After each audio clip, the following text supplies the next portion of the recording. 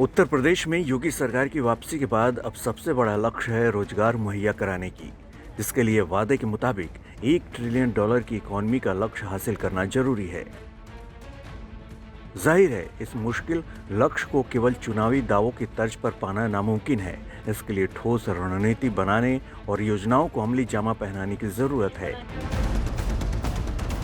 जिस विकास के मुद्दे पर भाजपा ने हाल में संपन्न हुए 5 राज्यों के चुनावी रण में हाथ आजमाए थे, उसी के दम पर यह लक्ष्य पूरा किया जा सकता है।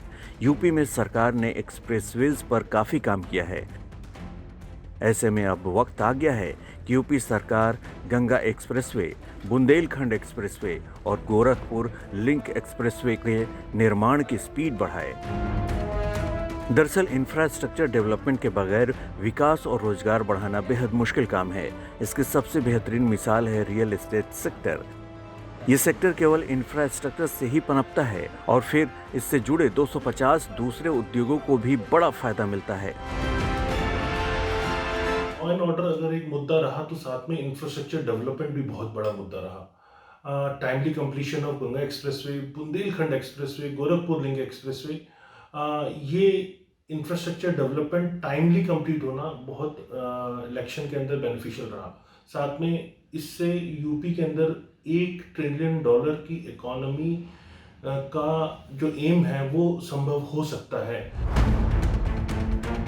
इंफ्रास्ट्रक्चर का सबसे तेज विकास पश्चिमी यूपी में ही किया जा रहा है, जो प्रदेश का रियल एस्टेट हब भी है। यहाँ पर जेवर एयरपोर्ट और उसके नजदीकी इलाकों में कई प्रोजेक्ट्स पर काम चल रहा है, जिनमें शामिल है Greater Noida Jewar metro, multimodal logistics, Greater Noida में transport hub, Delhi Dehradun expressway, Delhi Meerut regional rapid transit system. इन प्रोजेक्ट्स के पूरा होने के बाद यूपी की अर्थव्यवस्था में 4 चांद लगना तय है। लेकिन इन सबके बीच सरकार को फ्रेट कॉरिडोर को पूरा करने के लिए DFCCI पर भी दबाव बनाने की जरूरत है। इससे पूर्वी और पश्चिमी फ्रेट कॉरिडोर को आपस में जोड़कर यूपी के निर्यातकों को फायदा मिल सकेगा। इससे भी प्रदेश की अर्थव्यवस्था में तेजी आएगी। जहाँ जहाँ से भी नए नए हाईवेज, नए प्रोजेक्ट्स, नई परियोजना आ रही हैं, वहाँ पे रियल एस्टेट सेक्टर और बाकी सेक्टर्स को बहुत अच्छा बूम मिलेगा। और आने वाले टाइम में रियल एस्टेट सेक्टर क्या इकोनॉमी भी अच्छी ग्रो करेगी, क्योंकि जैसे हमने देखा कि पहले ये NH-24 जो इतने सालों से काम रुका हुआ था वो तैयार हुआ। उसके बाद आसपास के इलाकों में काफ़ी अच्छी ग्रोथ देखी गई, रियल एस्टेट सेक्टर को डिमांड देखी गई। इसके साथ ही बिजली वितरण में भी सुधार और नल से जल योजना पर भी सरकार को काम करने की जरूरत है।